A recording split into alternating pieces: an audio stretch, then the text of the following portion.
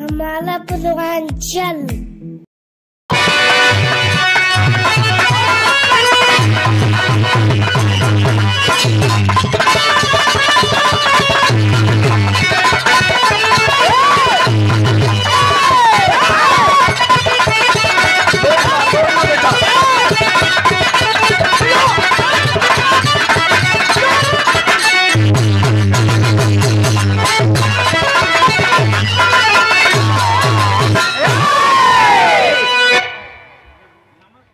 क्रांतिकारी बहुत हुए भैया, बोलिए। गिने चुने लोगों का नाम हम आप सब जानते हैं। 10, 20, 25, 50, 100, 200 यही नाम हम जानते हैं। लेकिन आप जितना भाई यहां बैठा है, मैं दावे के साथ आप लोगों से कहना चाहता हूं कि 200 साल तक गुलामी रही देश में, देश गुलाम रहा, तो मुट्ठी भर 200, 400 लोगों से देश आजाद नहीं हुआ। हमारे आपके परिवार के लोगों ने, हमारे आपके पूर्वजों ने भी गुलामी का और अंग्रेजों का दंश झेला है। देश के कोने कोने से आवाज आने लगी थी, यहीं से वीर रस की भूमिका की शुरुआत हो गई। कैसे मास्टर?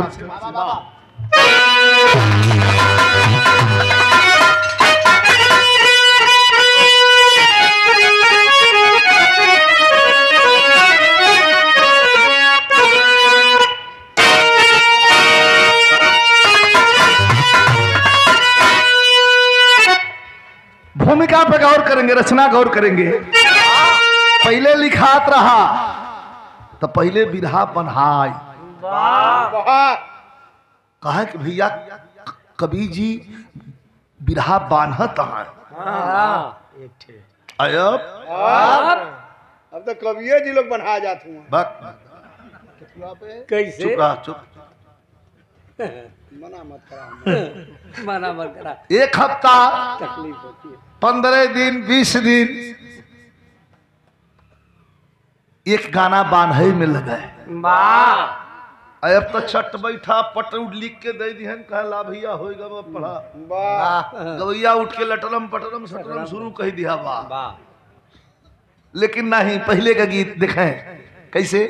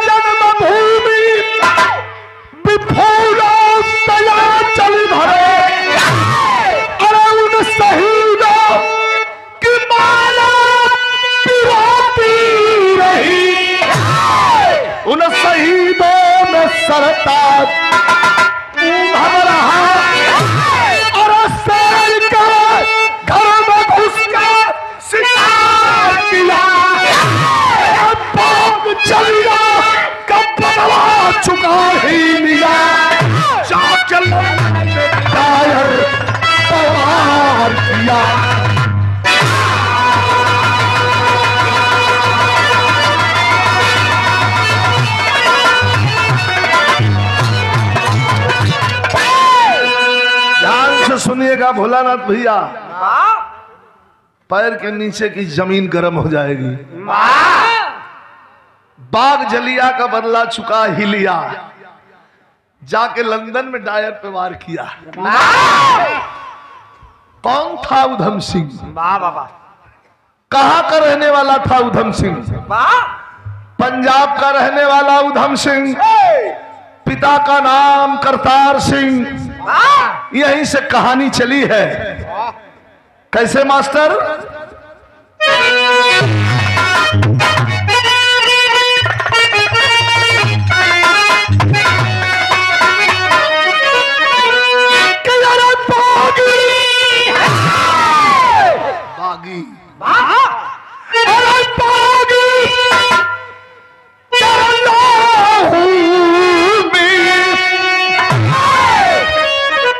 के लोहू में अरे बागी तेरे लोहू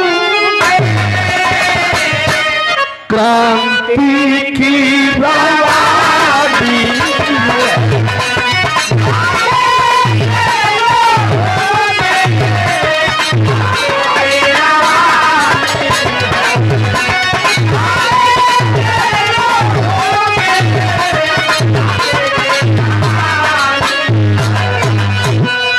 जितना लोग बैठा है प्रांगण में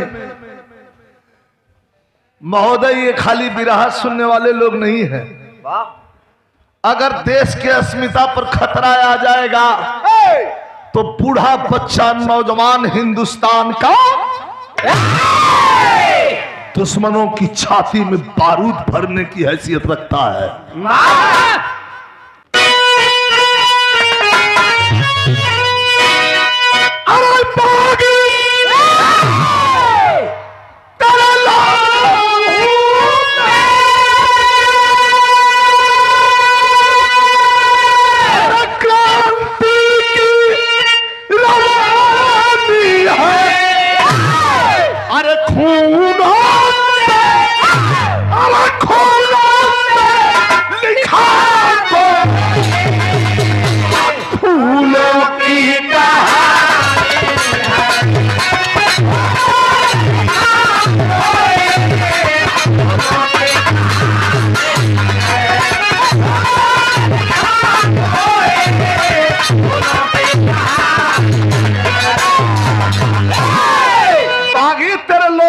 क्रांति की रवानी है, खूनों से लिखा कोई फूलों की कहानी है।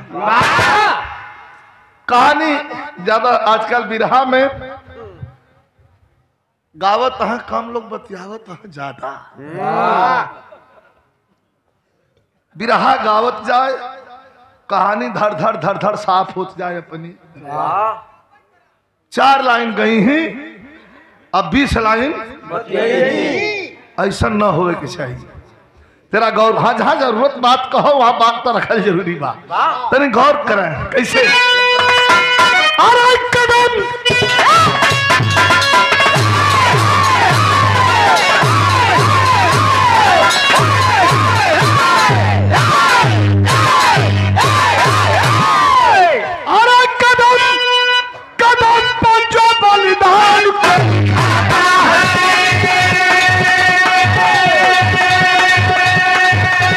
उसी का जो वतन के काम में आता है।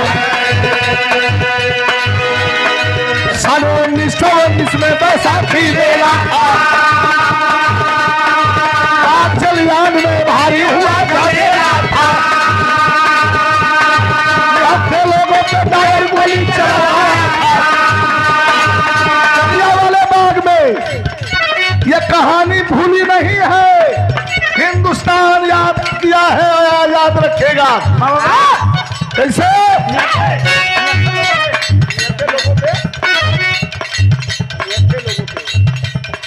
निहत्थे लोगों पे टायर गोली चलाया था, खून से अमृतसर के भाटी को ढलाया था। 8 वर्ष का वो उठन से बुलाया था, बाद में गोली खाते बाप को निहारा था, बाद में गोली खाते बाप को निहारा था। खून का खाया कसम की खिला दिखाऊंगा, खून का खाया कसम की खिला दिखाऊंगा। आपका बदला चक्रधारा से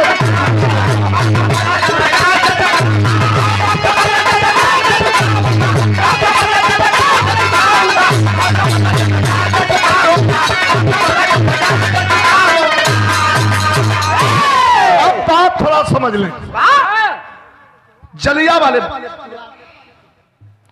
जलिया वाले बाग में 2500 लोग बैठे थे, जैसे आज आप लोग बैठे हैं। यह कहानी किसी से छिपी नहीं है महोदय। एक दलाल पहुंचा, जनरल डायर वहां का अधिकारी, उच्च अधिकारी था। जाकर के जनरल डायर से कहा कि सरकार 2500 लोग जलियांवाला बाग में बैठ कर क्या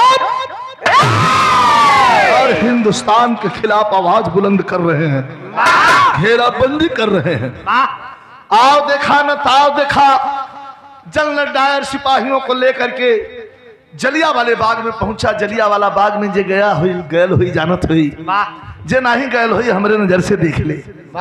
जाने का रास्ता एक ही और निकलने का भी रास्ता एक ही, बीच में बहुत बड़ा ग्राउंड मैदान है जैसे ये है। जलियांवाले बाग में अंदर घोड़े की सवारी किए 10 अंग्रेजी सिपाहियों के साथ संगीन लिए हुए पहुंचा। आओ देखा न ताव देखा है फायर आदेश दिया, गोली धड़ धड़ धड़ धड़ चलने लगी। वहां तो मीटिंग करे बदे सब जुटा हुआ है, लेकिन जब गोली चले लग गल तो केहू केहरो भागत बा, केहू केहरो भागत बा। कुछ लोग जान बचाओ बदे एक कुआं रहा, वही कुआं में कूद पड़न। जे कुआं में कूदल उहो मर गल, आज गोली लगल उहो मर गल। लेकिन करतार सिंह अपने बेटे उधम सिंह, इतना बड़ा लड़का उधम सिंह को लेके आए। उधम सिंह को लेके आए हैं करतार सिंह। और करतार सिंह जब गोली चलते हुए देखते हैं तो उनको महसूस हो गया कि अब हम सब मारे जाएंगे। इसके सर पर पाप सवार है, ये गोली चलाएगा ही चलाएगा।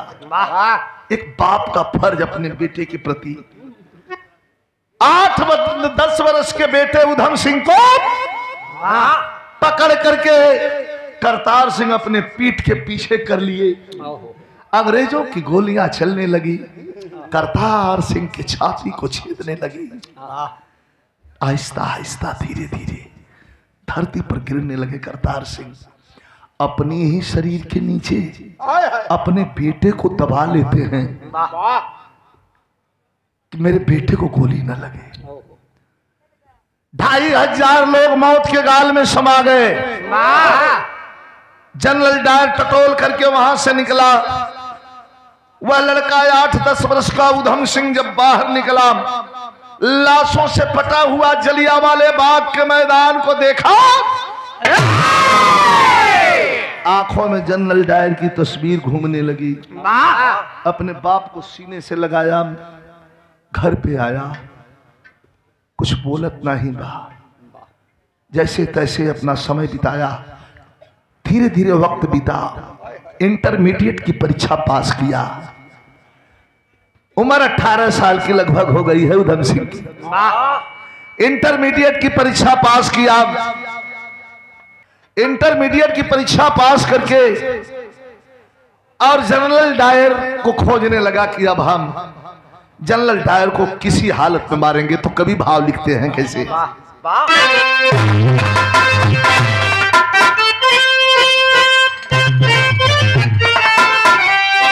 क्या खून है वो,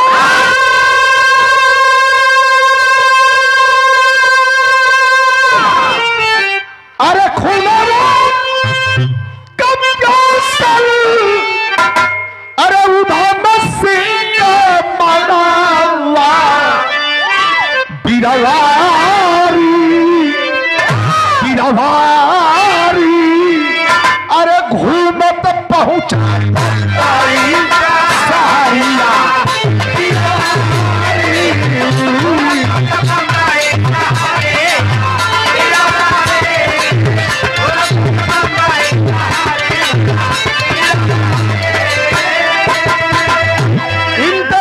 परीक्षा पास करके भाग करके आया जम्मू स्टेशन पर, अमृतसर स्टेशन पर आकर के, और एक ट्रेन खड़ी थी, बैठ गया। पागल है, बावला है, देश के प्रति दीवानगी है, सीने में बदले की आग सुलग रही है कि वो कौन था। भाग करके क्रांतिकारियों की टोली में गया, जाकर के भगत सिंह के सामने खड़ा हुआ, कहा कि मुझे भी अपनी टोली में भर्ती करिए। क्रांतिकारियों ने कहा कि बेटा ये दाल भात नहीं है, अरे अभी तेरे दूध के दांत नहीं टूटे हैं, चला जा यहां से, चला जा। कहा जनरल डायर को मारूंगा। हंसने लगे लोग, कहा कि जनरल डायर के मरबा अरे वो चल गया है लंदन में, कल लंदन चला गया है। तब वही खड़ा हुआ 18 साल का उधम सिंह, कहा कि लंदन चला गया है तो मुझे धमकी देते हो कि लंदन चला गया है, अगर मर गया होगा तो उधम सिंह की गोली खाने के लिए दोबारा जन्म लेना पड़ेगा उसे। मारूंगा, जरूर मारूंगा। ट्रेन में बैठ गया, ट्रेन चलने लगी। कई घंटों चलने के बाद आकर के आखिरी स्टेशन पर रुकी। वह स्टेशन कौन था? Victoria terminus, Bombay. Bombay station पर उतरा। भटकते भटकते भटकते भटकते पहुंचा कहाँ? बंबई में एक स्थान बा जहाँ आदमी ओड़ा पाव खा के 2 4 10 20 घंटा बिता ली, ओके जरूरत कुछ करना पड़ल। कौन स्थान? जुहू, समुंदर का किनारा। वही किनारे समुंदर के बैठ के सोचा था कि जनरल डायर के मारे के बाद चला गया बा लंदन, कैसे का करी, मारत तो जरूर। तब तक एक दृश्य दिखा क्या कि धन से फैक्ट्री का मालिक धनपत राव सेठ, एकलौती संतान, एक बिटिया रही, बेटवा नहीं रहे। धनपत राव से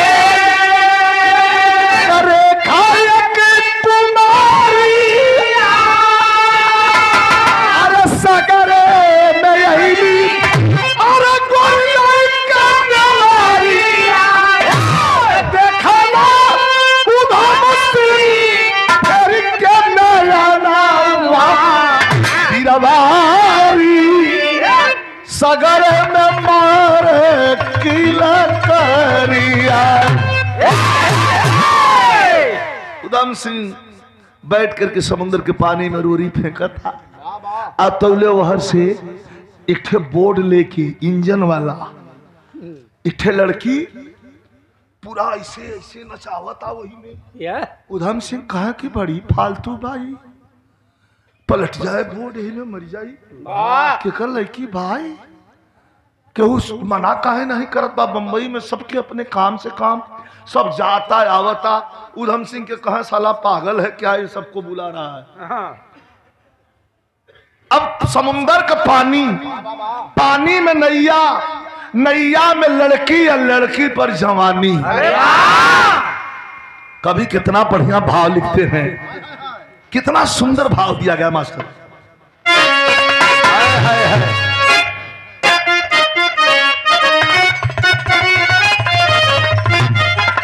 उस लड़की पर धनपत राव सेठ की एकलौती बेटी रेखा को देख करके कभी कह रहे हैं कि लहर मारे, अरे लहर मारे जवानी पानी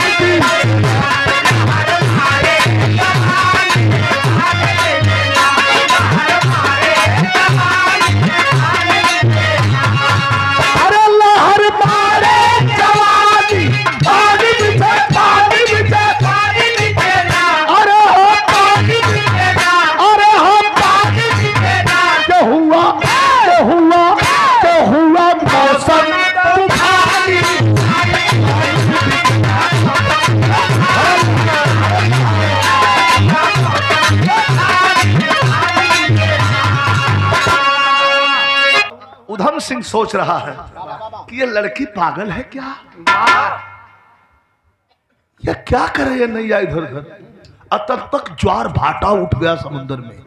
तो कभी कहते हैं कि सागर में रेखा कटुबली देवरिया,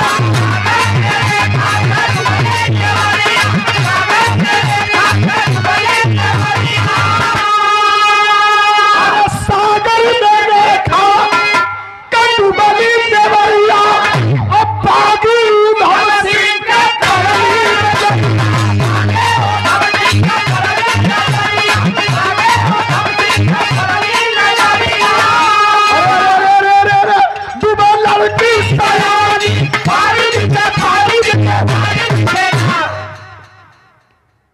केहू नहीं देखा था, सबके अपने काम से फुर्सत नहीं बा। किनार पर बैठे कहा अरे यार गजब फालतू लड़की भाई, अरे डूबल डूबल डूबल। अब तब तक नैया पलट गई, डूब लड़की डूबने लगी। सोच रहा है, मन सोच रहा है उधम सिंह, मन सोच रहा है उधम सिंह लड़की को बचाने जाऊंगा, डायर को कैसे मारूंगा जब बीच में डुबकी खाऊंगा। सुनीला के डूबे वाला के बचावा वाला जाला तो पकड़ के वही के चापला, कहीं चौपले हमके मर जाब तो डायर के कैसे मारब। फिर बागी दिल ललकार कहा। हर इंसान का हृदय दो भागों में बटा है महोदय, एक अलिंद दूसरा नील है, एक सकारात्मक है कहता है हाँ, और एक नकारात्मक है कहता है नहीं। जिस पर जो हावी भारी पड़ता है काम करवा लेता है। फिर बागी दिल ललकार कहा, वीर जो हिम्मत हारोगे, अरे एक लड़की नहीं बचा सकते तो डायर को कैसे मारोगे।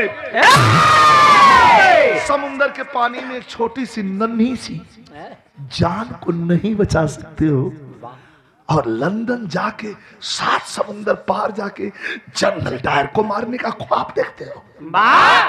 झटकूट पड़ा है उधम सिंह। ये हुई ना बात, झटकूट पड़ा है उधम सिंह, लड़की को पीठ चढ़ा रहा है। अरे खा करके थपेला लहरों का उधम किनार पर लाया है। ये तब पानी वानी पी के फूल गई रही, अब बैठे जात रहे नीचे जाके वह झोंटा धैल है, स्ट्रगल करत तैरत पौड़त ठेलत किनार पर लाया, बालू की रेत पर लड़की को सुला दिया। समुंदर का पानी में बड़ा जोर लगाना, फेफड़ा सूख गया है, आवश्यकता से ज्यादा पानी भी पी लिया है। लड़की को जो वहीं बालू के रेत पर किनार में सुलाया, अपन हूं गस्त खा के चक्कर खा के बगल में गिर पड़ा। लेकिन कभी की लेखनी यहां चुकती नहीं है। एक तरफ भारत मां का वीर सपूत गिरा है, दूसरे तरफ वह धनी बाप की बेटी जिसको अभी अभी बचाया है समुद्र के पानी से, दोनों को गिरा देख करके कभी की लेखनी कह रही है,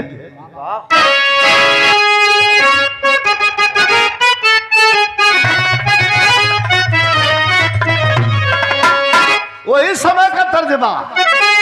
फिल्म का नाम काला पत्थर। अमिताभ और रेखा का जोड़ी जब बनी रही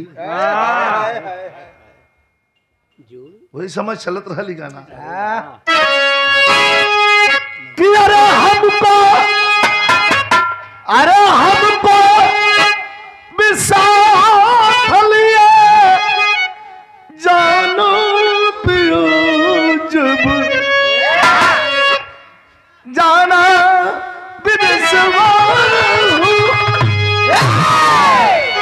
हमारे रामदेव उस्ताद का बदल के तो नहीं सगाई दी है कि नई झूलनी के पलमुद पर हरे अबताई लेकिन एक तरफ लड़की गिरी है, एक तरफ धम सिंह गिरा है। कभी कह रहे हैं देखिए ये रचना है, तब दोनों गिरे हैं तो सोया अरे सोया सूरज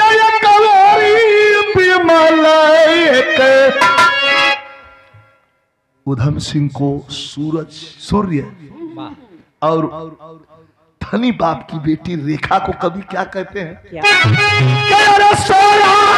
सूरज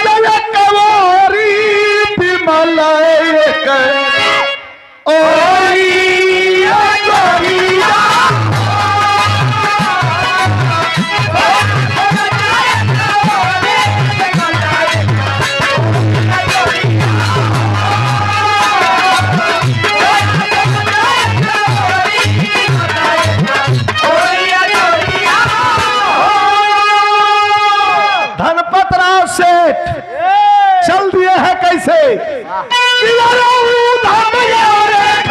दोनों को उठा लिए, एक को नहीं। किसी ने आकर के कहा कि आपकी बेटी की जो जान बची है, क्या बात है। ये बेचारा अगर नहीं होता जो गिरा हुआ है तो आपकी बेटी आज नहीं बचती। धनपत राव सेठ अच्छे आदमी थे, एक कई बेटी हुए रही, सारा दौलत कुल ट्रस्ट में चली जा, 3-3 फैक्ट्री रही, ऐशो आराम की जिंदगी परिवार जी रहा था। करते हैं क्या धनपत राव सेठ, इंसानियत का परिचय दे करके उधम सिंह को भी उठा करके गाड़ी में रख लेते हैं। बेहोश दोनों हैं तो कभी कहते हैं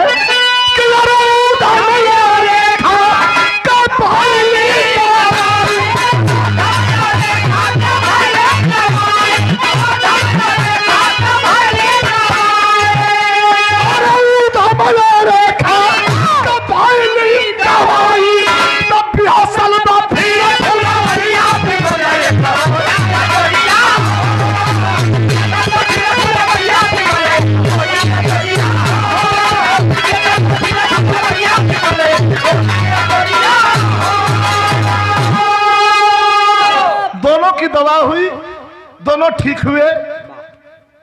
बालकनी में उधम सिंह बैठ के चाय पिए थमन, जाए के बाद लंदन आ गईलन, कहा सोचत हवन मतारी चल गई शॉपिंग करे बदे। लड़के के पिता धनपत राव सेठ चल गए फैक्ट्री। बड़ी मार्मिक भाव है, गौर करेंगे 5 मिनट। लड़की के पिता चल गए फैक्ट्री, लड़की हाथ में चाय लेके और जाती है और मन ही मन सोचती है कि जिंदगी बचौलन तो जिंदगी का मालिक नहीं हूं। विवाह अगर किसी से करूंगी तो इन्हीं से करूंगी।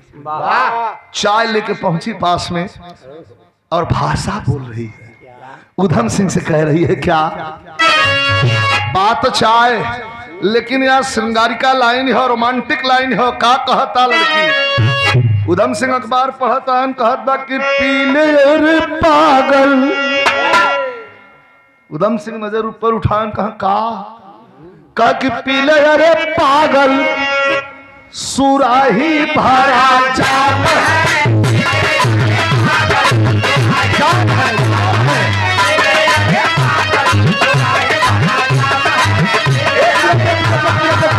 अरे क्या कह रही हो, कहे कि पीले रे पागल सुराही भरा जाम है।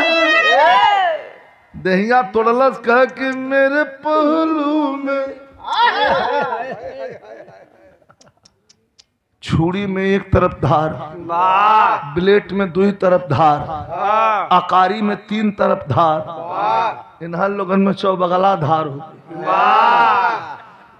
जहां पकड़बा वहां से काट लेंगे।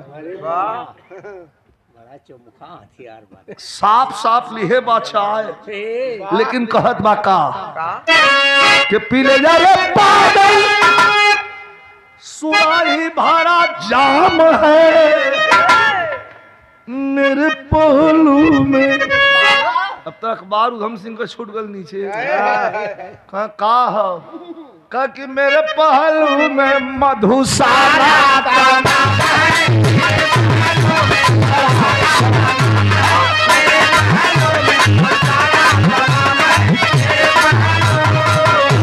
कहते हैं समझा नहीं क्या कह रही है लड़की, कह कि बिना प्यार का अरे कोई जीवन नहीं है, प्यार भरी जिंदगी का दुनिया में नाम है। अरे काहे कहाँ फंसे हो, 3-3 फैक्ट्री हमारे बाप का, हम अकेला है, जान बचा लेला तो के सौंप देते ही जवानी का धन तुहार हो। उधम सिंह अब जैसे वो पर्दा लगाए के बतियावो तहिन वैसे पर्दा में उधम सिंह कहना है लड़की कि जाम जबरी कि जाम जबरी पिलाना पूरा है।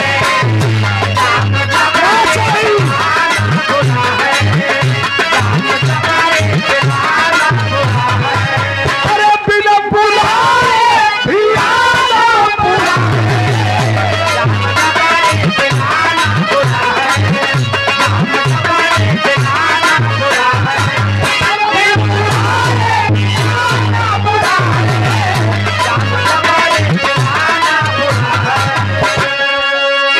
पीने की बात कर रही है लड़की, तो का कहला उधम सिंह कि जाम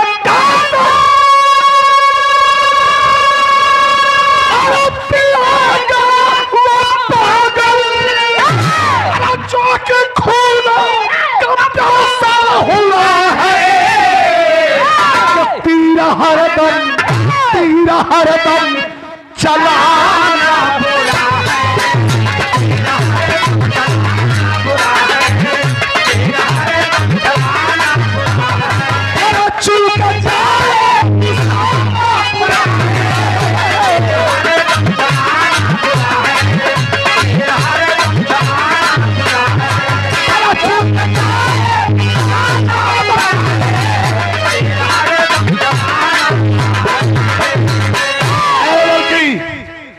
जाम कैसे पिएगा वो पागल जो कि खूनों का प्यासा हुआ है। तो जिसको जाम पिलाने के लिए प्रेरित कर रही है वो जाम पीने वाला नहीं है, खून पीने के लिए निकला है घर से। लड़कियां डरा गेल कहे रोवे लगल।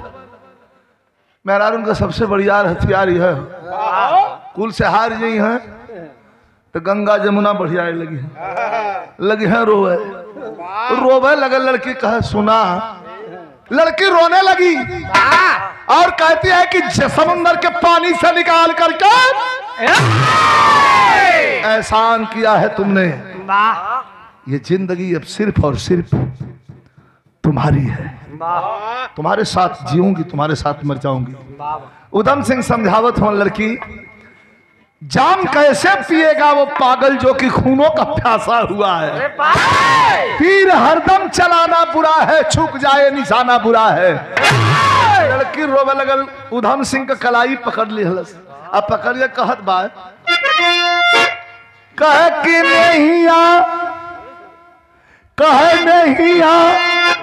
के जनी तोड़ा गवारी पिया जीवन बना अरे करो हमसे शादी, ये जीवन बना अरे करो हमसे शादी, क्रिया दिल पर न छोड़ा।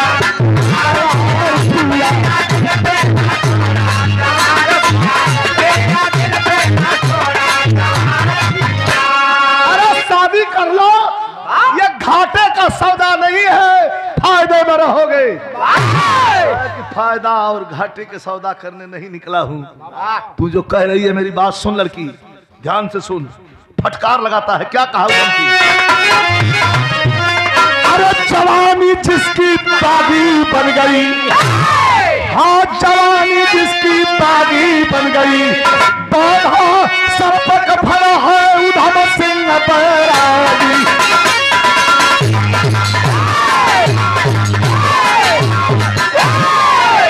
मेरी शादी हो गई है का झूठ झूठ झूठ झूठ झूठ झूठ। सवेरे हमार बाबूजी पूछत रहे तो बतौलिया की शादी नहीं भई बा, अविवाहित है। हम पूछत है ये टाइम तक कहत हुआ शादी हो गई बा, काहे झूठ बोलत हुआ? करे पगली मेरी शादी हो गई है। किससे हुई है मेरी शादी? हम बताते हैं, आप लोग सुन के अचंभित हो जाइए। वो 18-20 वर्ष का नौजवान क्या कहा मेरी शादी किससे हुई है मास्टर?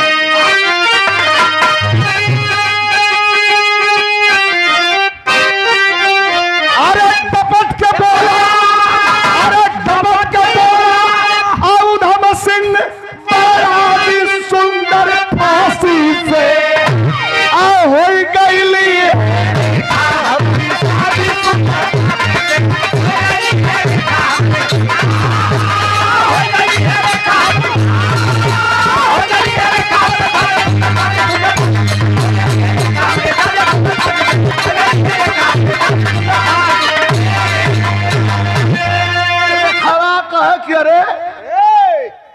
अर्मिला, प्रमिला, सुशीला, माधुरी, ये सब नाम बहुत सुन रही है। ये फांसी तोरे दुल्हन का नाम हमारे समझ में आवत नहीं बा। कहा यही तो समझाने का प्रयास कर रहा हूँ। मेरी दुल्हन का नाम फांसी है। कैसे? जन्म सिद्ध अधिकार हमारा, अरे जन्मसिद्ध अधिकार हमारा, लंदन हमको जाना है। बाप का बदला कायर को अब गोली मार चुकाना है। घर से सर पे कफन बांध के निकला हूं, जुगाड़ में हूं। अगर मेरे पास पैसा होता तो कब का लंदन पहुंचा होता। घर से निकला हूं, लंदन जाऊंगा। जलियांवाले बाग के 2-2,500 लोगों के मौत का बदला लूंगा, अपने बाप के मौत का बदला लूंगा। इसके बदले में मुझे फांसी होगी और वही फांसी मेरी दुल्हन है, उसी के साथ सो जाऊंगा। रेखवा थपोड़ी बजा के जोर से हंसल, कह रहे वाह वाह वाह। अब तक और तोहरे प्रति इज्जत बढ़ गई हमारे सीने में। यह आजादी का दीवाना है और आजादी के दीवाने को मैं अपने जुल्फों में बांधना चाहती हूँ। नहीं, हाथ धीरे भैया बोल, मना कर दो। यह हाथ सामने करती है रेखा, कहे ठीक, हम आपकी बात मंजूर करते हैं। मत शादी करो, दोस्त बना लो। भैया पर्दा के पीछे आवाज मत लगाओ भाई, बोलो मत, आवाज यहां आ रही है। शादी मत करो, दोस्त तो बना लो, फायदे में रहोगे। कहां दोस्त बनाता हूं, दोस्त बना लिया, लेकिन अब देखा शाम हो तो दोस्ती का फर्ज अदा कैसे लड़की करते हो। शाम को पिताजी आए, धनपत राव सेठ उठकी उसकी माँ आई, जा करके इकलौती संतान अपने बाबूजी से कहती है कि पापा मुझे टूर पे जाना है, लंदन जाना है, मेरा पासपोर्ट वीजा ठीक करवा दीजिए। समझाते हैं कि बेटी जमाना ठीक नहीं है, अकेले कहां तू लंदन की गलियों में भटकेगी, वहां कोई अपना सगा वाला भी तो नहीं है। मैं अकेले नहीं हूं बाबूजी, ये मेरा फ्रेंड है ना। क्या फ्रेंड, कलिया समुंदर में से छानला साज तोहार हो गल फ्रेंड। अल्लाह जाए को हरा दूसर बैंड धरा दलस, तब तो हम हाँ छाती पीट के आए दे उलट जाई। कब बिटिया दुनिया में केहू के विश्वास नहीं बा बिटिया, लंदन जाए के छोड़ दा जिद, अपनी औलाद के जिद के आगे धनपत राव सेठ की एक न चली। पासपोर्ट वीजा बनवा दिया, दोनों को काफी पैसा रुपया दे करके, और बेटी की खुशी के लिए, अंदर की बात पता नहीं है, बेटी की खुशी के लिए लंदन दोनों को भेजते हैं। तब बिरहा मेन कसौटी पर आ गई मास्टर। यह पुरस्कार प्रदान किया गया हमारा पूर्वांचल चैनल की ओर से, यूट्यूबर हैं संतोष कुमार जी, मछली शहर, आपके द्वारा यह पुरस्कार प्रदान किया गया है। बहुत बहुत धन्यवाद। कमाइए खूब, इसी तरह कमाइए और कलाकारों को भी कुछ देते रहिए। ये लोग कैमरा लगा ली है, महीना में ये लोग 50-60 हजार उठावल हमारे के गाना से।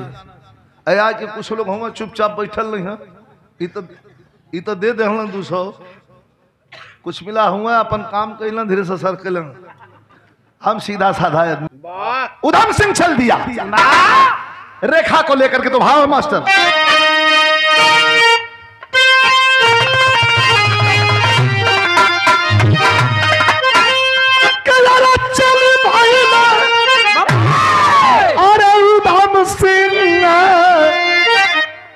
जोड़ के सनैया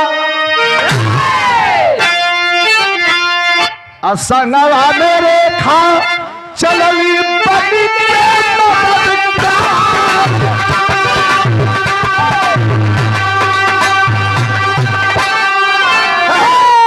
और लंदन में आके तूने फोटो स्टूडियो खोला,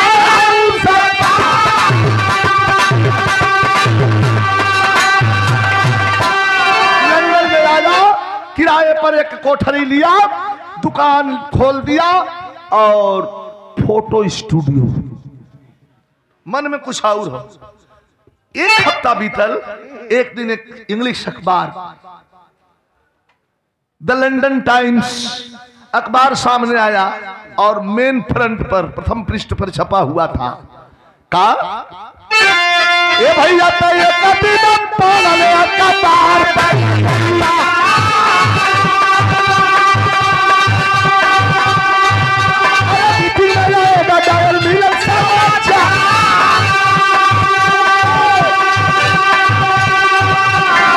लंदन अखबार पर छपा हुआ था कि बगल के मैदान में जनरल डायर साहब आ रहे हैं, उनका बहुत बड़ा भाषण मीटिंग होने वाली है। रेखवा कल का हो अब खाली पिस्टल निकाल के रोज रोज साफ करवा के और कुछ होई तैयार हो जाता, तैयार होवे लगे कि तो ले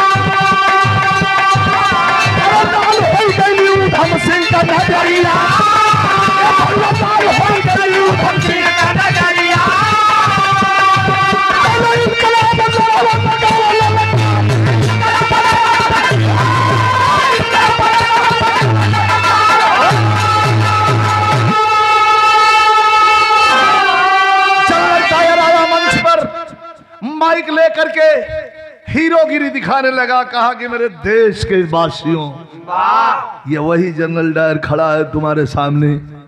2500 लोगों को जलियांवाले बाग में कुत्तों की तरह मैंने मारा। रेखवा मरला सी कहनी उधम सिंह कहे कि आपका बैठल हुआ खड़ा हो जाओ।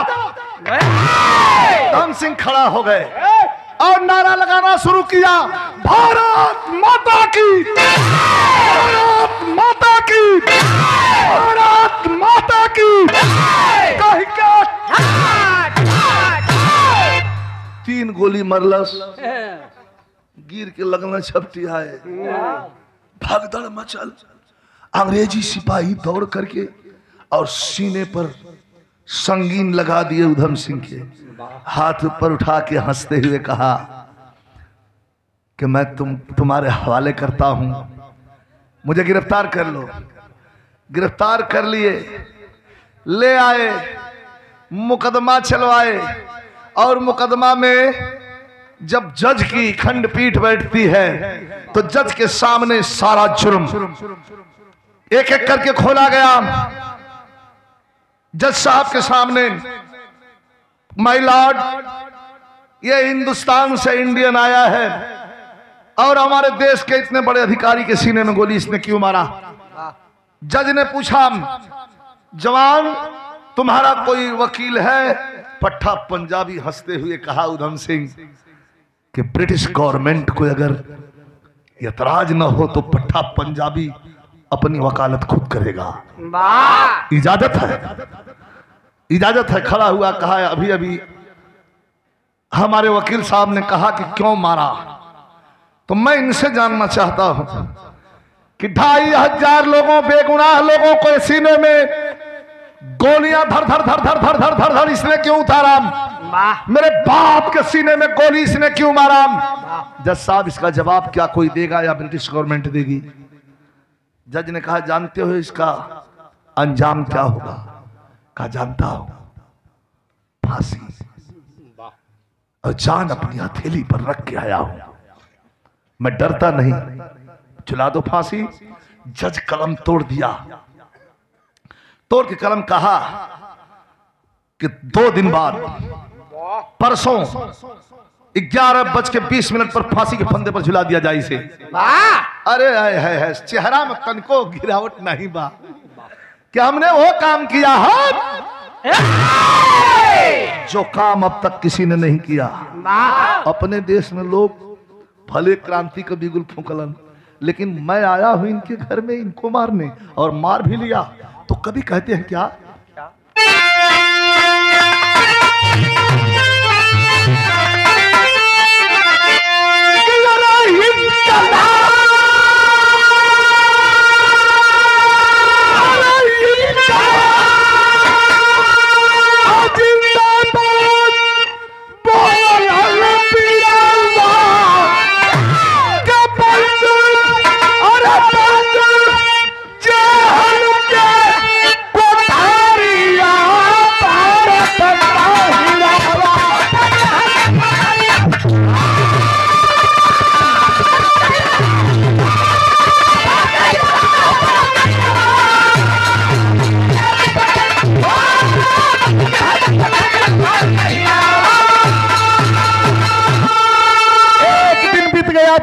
फांसी होनी है। बिरहा का मेन पॉइंट 2 मिनट जरा विशेष है, 2 मिनट विशेष आप लोगों से बहुत ध्यान दीजिएगा। यही बिरहा की जान है। आया जेलर दूसरे दिन, कल फांसी पर चढ़ना है, और कहा पट्टा पंजाबी एक बात बताओ। जेलर पूछा उधम से अंतिम इच्छा कहो दीवाना। मरने वाले की अंतिम इच्छा पूछी जाती है, अपनी अंतिम इच्छा बताओ। जेलर पूछा उधम से अंतिम इच्छा कहो दीवाना। कहा कि मेरे चिता की राखी बस्ती भारत में पहुंच जाए। करबई रखवा से दीदारिया भारत कहे मेरी अंतिम भैया। ए भाई, ए चाय, ए लड़के आओ यार जरा जाओ। रेखवा से मिलल चाहत, अगर वो न होती तो शायद मैं यहां तक न पहुंच पाता, और यहां न पहुंच पाता तो जलियांवाले बाग का बदला नहीं ले पाता। रेखा से मिलना चाहूंगा, और अंतिम इच्छा मेरी जानना चाहते हो तो मेरे चिता की राखें हिंदुस्तान में पहुंचवा देना।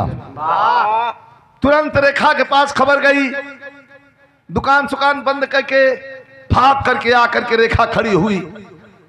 और जब अंदर से उधम सिंह को लाया गया तो पोजीशन का रहल, गले में लोहे की जंजीर, सिक्कर चारों तरफ से लगल हो, पांव में पेड़ी, हाथ में हथकड़ी, और जब चलल तो जना की झमक के दुल्हा कोहबर में जाता हंसते हुए आया, और रेखा को कहा कि हाथ भी फंसा है, पैर भी फंसा है, हथकड़ी बेड़ी से जकड़ा हूं, मन करता है कि तेरा पैर छू लूं।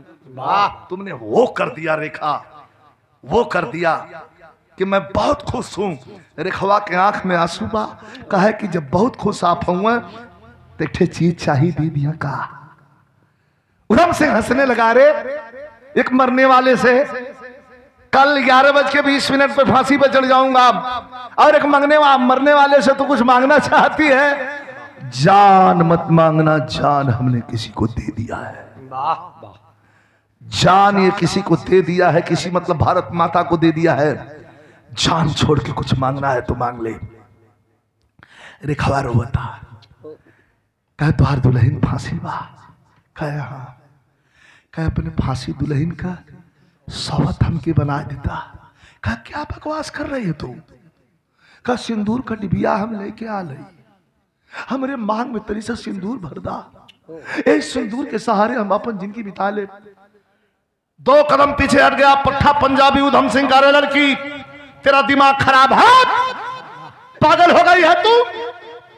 कल जिसको 11:20 पर फांसी पे चढ़ा देंगे लोग, जानती है कि मर जाऊंगा, आज तेरे मांग में सिंदूर डालूंगा और कल तू बेवा हो जाएगी। तेरा दिमाग ठीक है? कोई तेरी तो खूबसूरत भी है, अच्छी भी है, जवान भी है, अच्छा सा लड़का देख के घर बसा लेना। बाय कह के घूमने लगा। लड़की कहती है एक बात सुन के जाओ सरदार, अच्छा लड़का देख के घर बसा लूं, मन के मंदिर में तो एक प्रतिमूर्ति बना करके तुम्हें पूछती हूँ, फिर दूसरा अच्छा लड़का कहां से खोजने जाऊं? और कहते हो कि मैं कल शहीद हो जाऊंगा। तो एक बात याद रहे, एक बात याद रहे, कौनो कायर कपूत भरुआ का मेहरारू बना से नीक हो कि तोहरे मतलब शहीद का विधवा बन के अपन जिंदगी बिता ले। भारत माता की, भारत माता की। आप कह रहे हैं, आप कह रहे हैं कि शादी कर लेना।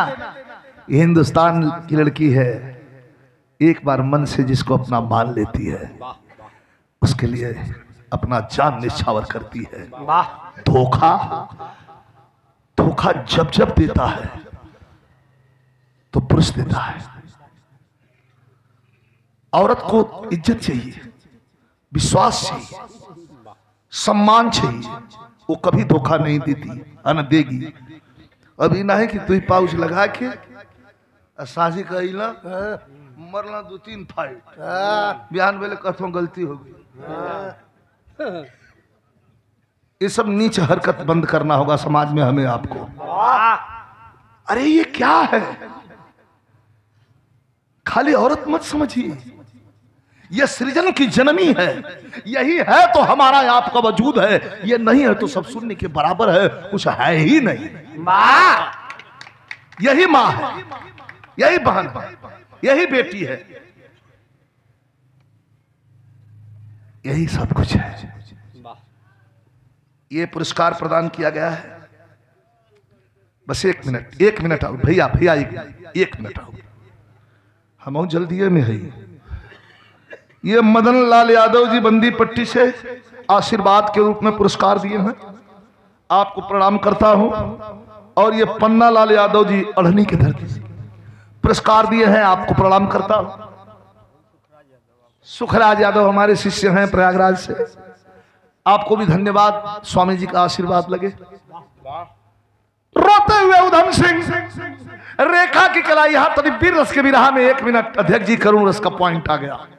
जब कहते हैं लड़की की किसी कायर कपूत भड़ुआ का मेहरारू बरले सलीख हो, तोरे मत शहीद का विधवा बन के जिंदगी बिता ले। एक चुटकी सिंदूर का सवाल है, दे दे एक चुटकी सिंदूर।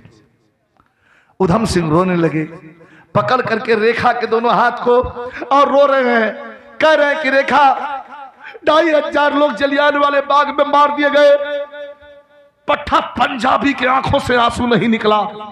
हमारे पिता को मार दिया गया, मैं नहीं रोया, मेरी मां हमरे खाली आचरण से पागल होकर मर गई, हमने कभी नहीं रोया। लेकिन आज तेरे पागल प्रेम ने इस पत्थर दिल उधम सिंह को मोम बना दिया है। तेरा कैसा प्रेम है रे? सिंदूर की डिब्बी में से सिंदूर निकाला और रेखा के मांग में भरा और भर करके खूब रोया और कहता है कि कभी रोया नहीं। पिता के मरने के बाद, जलियांवाले बाग के बाद मेरा आंसू खत्म हो गया था, आज पहली बार आंसू निकला है। जानती है रेखा, जाऊंगा ऊपर वाले के पास, बुला करके अपने कचहरी में सवाल करेगा कि तुमने देशभक्ति किया है पट्टा पंजाबी, कुछ मांगना है तो मांग ले। तो जानती है पागल लड़की, क्या मांगूंगा ऊपर वाले से? यही मांगूंगा कि इस जन्म में बहुत छोटी मुलाकात थी, अगला जन्म फिर दे देना जंग आजादी की लड़ाई करने के लिए। और जन्म देना तो कहां देना, हिंदुस्तान में इसी रेखा के कोख से जन्म लेकर के और भारत का बिगुल बजाता रहूं, तिरंगा झंडा फहराता रहूं, देश को आजाद करवाता रहूं।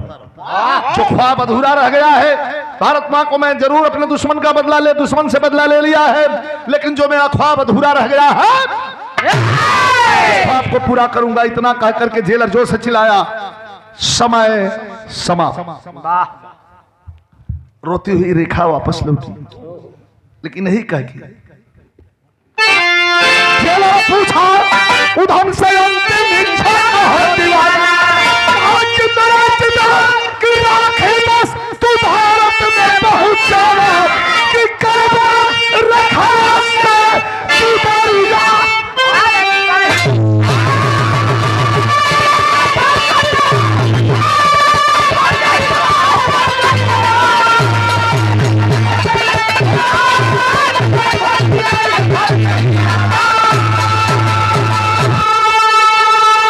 दुश्मनों के घर में घुस के गोली मारने वाला पहला शख्स पट्टा पंजाबी उधम सिंह। गुरु बिहारी गुरु राम लाल ललकारे, बच्चन कहते कभी चंद का भाव सबको मारे। अरे जवानी